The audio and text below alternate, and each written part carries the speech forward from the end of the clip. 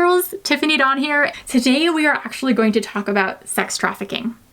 Yes. Proverbs 31:8 says, "Speak out on behalf of the voiceless and for the rights of all who are vulnerable." And then Micah 6 verse 8 says, "And what does the Lord require of you but to do justice, to love kindness, and to walk humbly with your God?" I think sometimes we get so caught up in doing the Christian thing that we forget about the heart of Christianity and the heart of God, which is for justice, which is for us to speak up for those who cannot speak for themselves. And so today I want to talk about sex trafficking.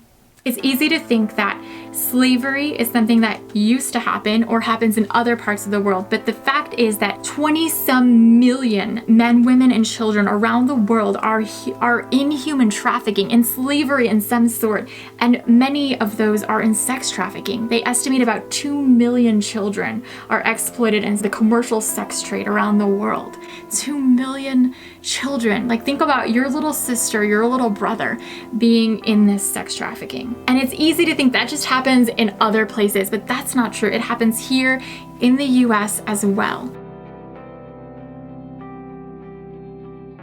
My husband and I actually watched this documentary about a year ago, and it was the story of a girl who was pulled into the sex trafficking in the US and kind of one of the ways this can look in our country. And there's many ways it can look, but one of the main ways is like the Romeo pimp or like this boyfriend pimp. So basically this slightly older guy in like his young 20s or whatever, who's handsome and charming, targets this girl with low self-esteem. And he can seem like an upstanding guy. Like in this documentary, the girl who had this happen to her dad was actually working for the FBI and her mom was a nurse. Like, these are like legit professional people, right?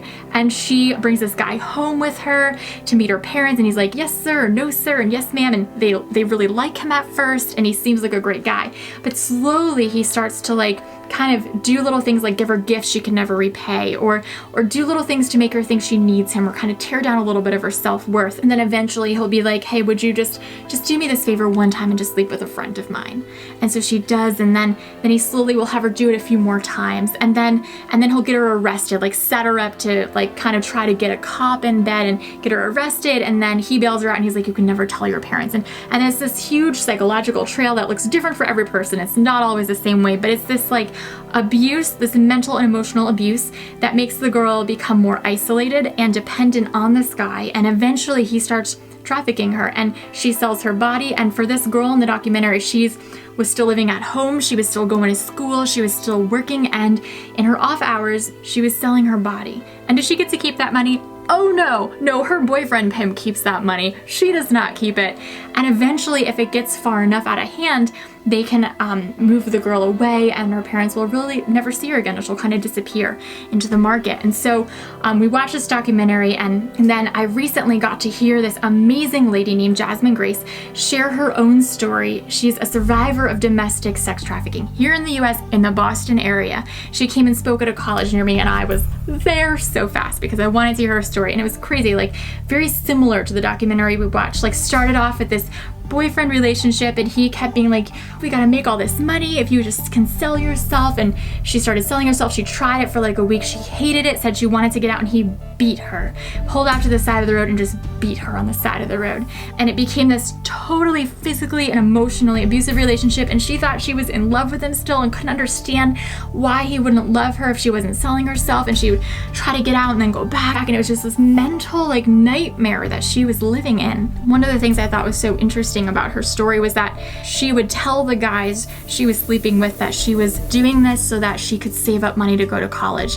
And that was a lie that she and the other girls told the men to help relieve their consciences. And they did not actually keep any of the money they made. That all went to their pimps.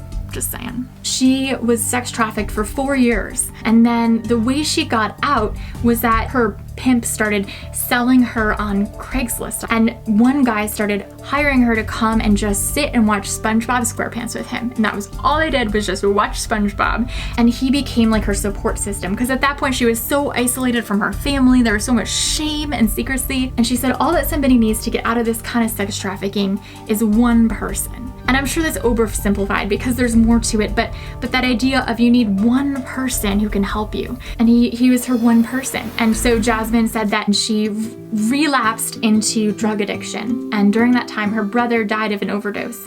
And so that was her wake-up call. And she ended up going into this church building thinking the ceiling was gonna fall on her and fire because she was so dirty. And these people just showed her God's love like she'd never been loved before. And you can imagine like her idea of love and even of God would be so twisted because of the way this guy manipulated her and abused her. And so she doesn't tell them at first about her past because she's so ashamed of it. But she said one of the ladies she found out a few years down the road, she's like, this lady was this beautiful, young, perfect church lady who has it all together, and she was going to strip clubs and just getting to know the other girls there who worked there so that when they wanted out, she could be their one person. And so Jasmine's like, I actually was in that world for a while. She said all the church ladies started clapping and hugging her, and she's like, why are you glad I was a prostitute? They helped her start up this ministry that she has now, and her ministry is one of the ways that you girls can get involved, which I'm gonna tell you about in a second. But I just tell you these stories because it's real and it's happening here. My husband and I went to see this movie Sold, which is amazing. You should definitely see it and bring it to a theater near you.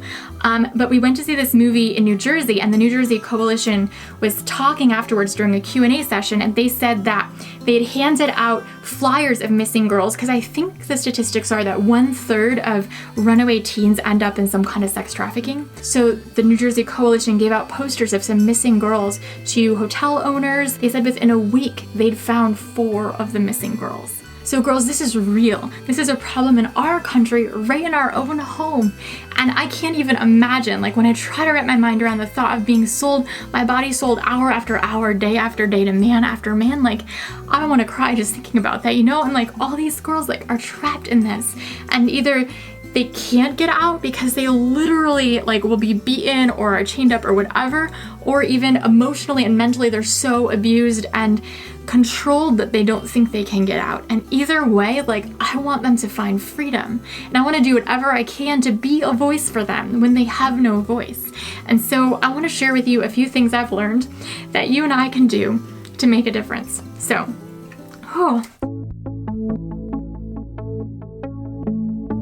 the first thing is get educated. And this is something I'm in the process of myself.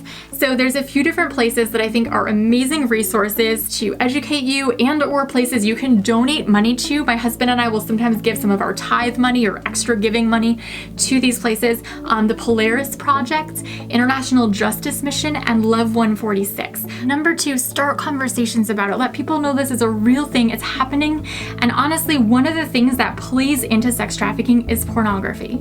Because a lot of porn, they estimate about 50%, though it's hard to know, is actually made by women who are being sex trafficked, women who don't want to be on the camera and yet they're forced to. And a lot of times we just kind of think it's funny in our culture, like, oh, porn, whatever, everybody does it. Or even like guys going to strip clubs or strippers being hired to come into college parties. Like, we kind of think it's funny, but it's not funny. It's people's lives, and a lot of times we don't always know if they even want to be there. And if we can get rid of the demand for sex trafficking, then we won't need the product anymore. The reason sex trafficking is a thing is because of people taking advantage of it, of wanting to buy sex. So start conversations, help people to see that this is a real issue and real people's lives are at stake. Number 3, put the phone number, the National Sex Trafficking Hotline or Tip Line, in your phone. So if you see something that seems weird or off, you can call, and it's totally anonymous. You just call and tell them what you saw and they can check it out. So here's the number. 1-888-373-7888. Okay, another thing on your phone is this app that I just learned about. Is called the Trafficking. It's this free app. Basically, sex traffickers will often post photos of the people they're selling in hotel rooms for online ads, and Trafficking was made to create a database of hotel room images that an investigator can efficiently search. And the idea of this app is that whenever you stay in a hotel, you take pictures of your hotel room. It's so easy, it's free, like why aren't we all doing it? So I just learned about it, and that's why I haven't been doing it, and now I'm going to. Number 5 is actually Bags of Hope Ministry, which is Jasmine Grace's ministry. So here's her book. This is the girl I was telling you about. Her book is actually a lot of her journal entries from when she was going through this. She would write in a journal and hide it, and it survived all these years, and it's amazing and hard to read, but really, really good. So she started this ministry called Bags of Hope. She was saying that when women get out of sex trafficking, a lot of times they don't have any money because the pimp has been controlling their money. They haven't been able to save up, and they're out on their own. They have nowhere to live. Their pimp was putting them up, taking care of everything. They're isolated from friends and family. So a lot of times, also with drug addiction, they can kind of to end up on the street for a while. So these bags are to hand out to women who are on the street with things that they need and can kind of help them get hope and learn where to go to get help. And so if you go to her website, you can find all the information. And girls, there's so many like Pampered Chef and Mary Kay and every other Arbonne parties and LuLaRoe parties. Why not do a Bags of Hope party? Each person gets something else for the bag and you pack them all and do it together and have a fun girls' night doing it. Like, that would be amazing. If you're a fundraiser kind of person, want to do a fundraiser for like Love 146 or one of these other amazing organizations fighting sex trafficking. And lastly, number 7, this Thursday is the End It Movement's Day. So hashtag End It Movement. What you do is you put just a red X on your hand and it's a conversation starter. I've also seen people do it as like red duct tape and an X over their mouth, symbolizing that they're being silent on behalf of the voiceless. But it's a way to raise awareness and start a conversation. This Thursday, the 23rd, do it with me. Check out my Instagram to follow along. I'll be posting a picture of myself doing it at Tiffany Dawn IQB. So do it with me and tag me in your photos because I'd love to see them. So yeah, let's go out there and let's change the world and let's be a voice for the voiceless because that is what we are called to do. Love you girls. Bye.